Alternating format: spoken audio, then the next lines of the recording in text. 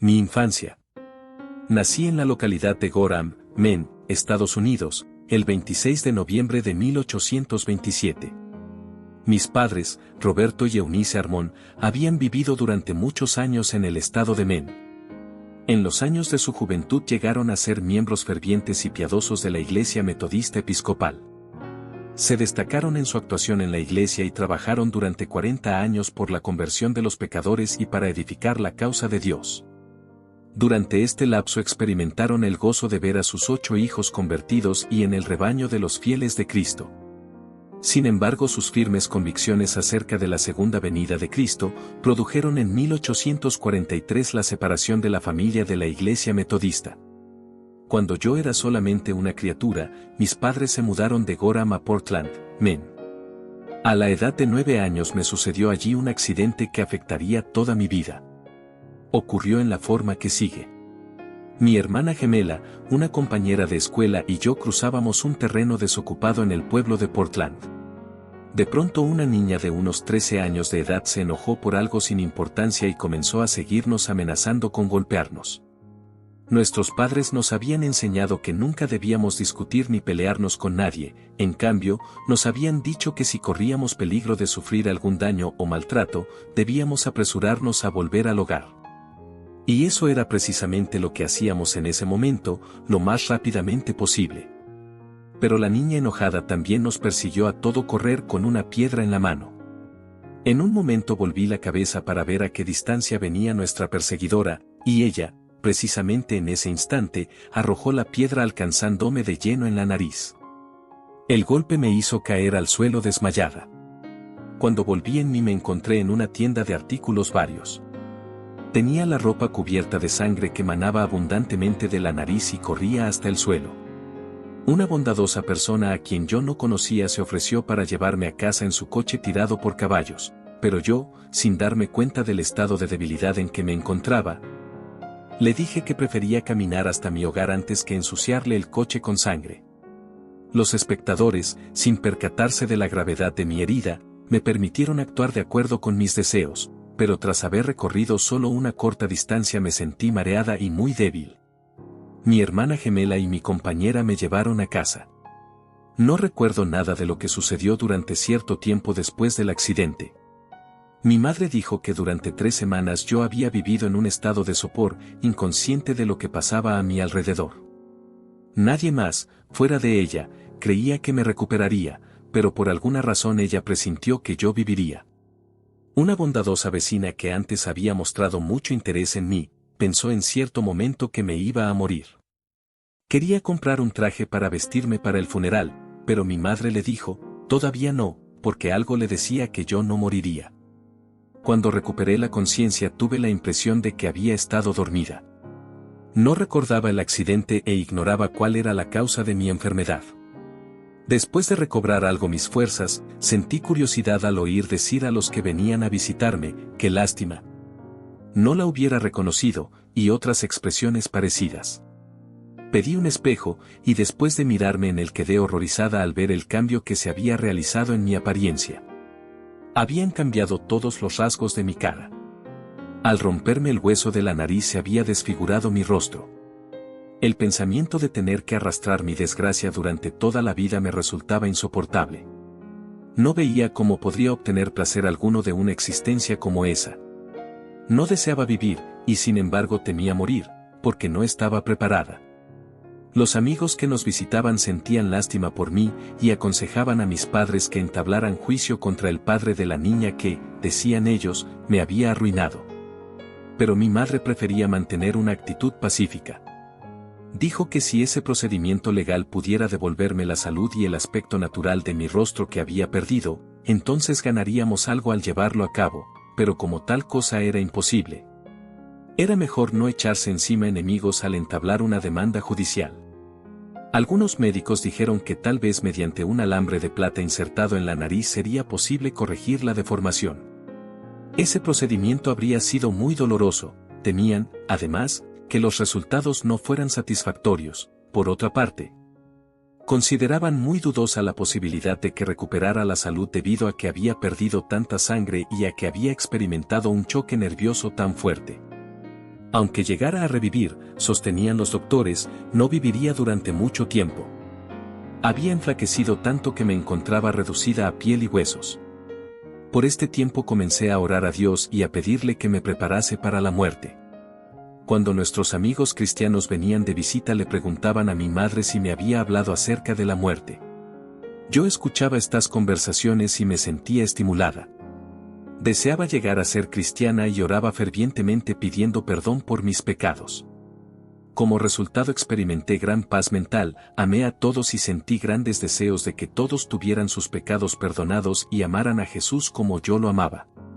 Recuerdo muy bien una noche de invierno en que todo estaba cubierto de nieve. De pronto el cielo se iluminó, se puso rojo y me dio la impresión de que se había airado, ya que parecía abrirse y cerrarse mientras la nieve se veía como si estuviera teñida de sangre. Los vecinos estaban espantados. Mi madre me llevó en sus brazos hasta la ventana. Me sentí feliz porque pensé que Jesús venía, y tuve grandes deseos de verlo. Mi corazón rebosaba de alegría, crucé las manos en ademán de éxtasis y pensé que se habían acabado mis sufrimientos. Pero mis esperanzas no tardaron en convertirse en amargo chasco, porque pronto el singular aspecto del cielo palideció y al día siguiente el sol salió como de costumbre.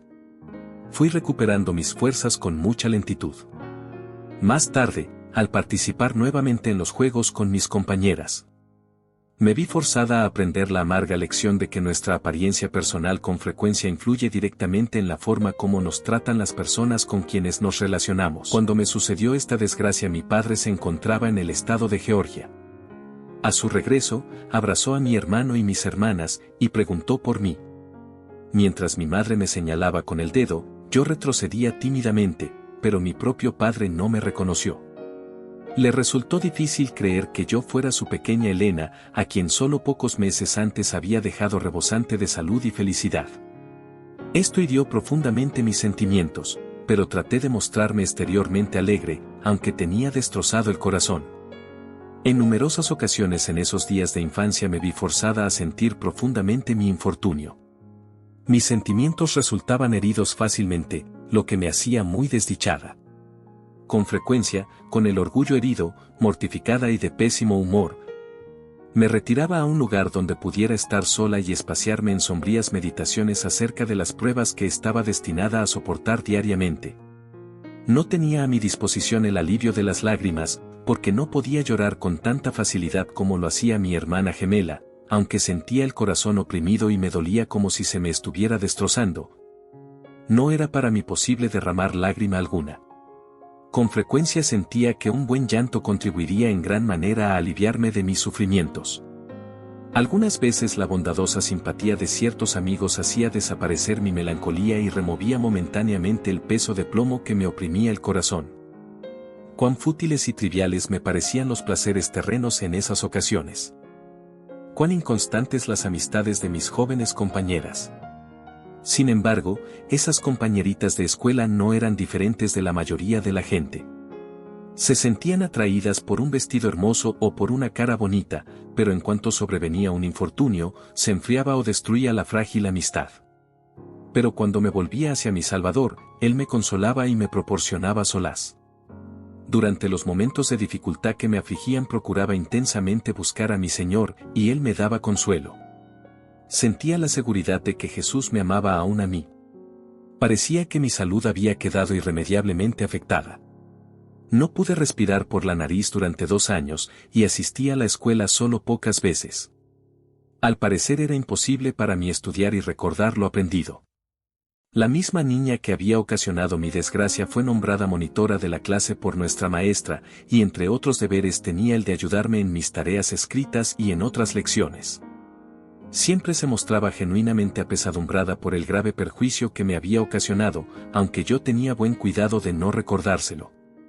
Me trataba con ternura y paciencia, y se mostraba triste y solícita al verme empeñada trabajosamente, afectada por serias desventajas, en obtener una educación. Vivía en estado de postración nerviosa, debido a lo cual me temblaba la mano impidiéndome progresar en la escritura, ya que a duras penas podía hacer sencillos ejercicios con mala letra. Al esforzarme por aplicar la mente al estudio, veía juntarse las letras en la página, la frente se me llenaba de grandes gotas de transpiración y me sobrecogía un estado de debilidad y desvanecimiento. Tenía una tos persistente y todo mi organismo se encontraba debilitado.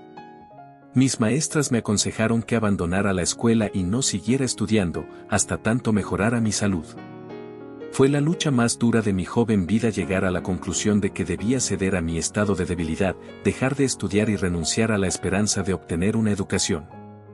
3 años después hice un nuevo intento de continuar mis estudios. Pero apenas hube comenzado, nuevamente se me deterioró la salud, y resultó evidente que si continuaba en la escuela sería a expensas de mi vida. No volví a la escuela después de los 12 años de edad. Había tenido grandes ambiciones de llegar a ser una persona instruida, y al reflexionar en mis esperanzas frustradas y en que sería inválida durante toda la vida, me rebelaba contra mi suerte. Y en ocasiones me quejaba contra la providencia divina que permitía que yo experimentara tales aflicciones. Si hubiera compartido mis pensamientos con mi madre, ella me habría aconsejado, consolado y animado, pero oculté de mi familia y de mis amigos mis aflictivos pensamientos, porque temía que ellos no me comprendieran. Había desaparecido la gozosa confianza en el amor de mi Salvador que había experimentado durante la primera época de mi enfermedad. También se había frustrado mi perspectiva de disfrutar de las cosas del mundo, y parecía como si el cielo se hubiera cerrado contra mí.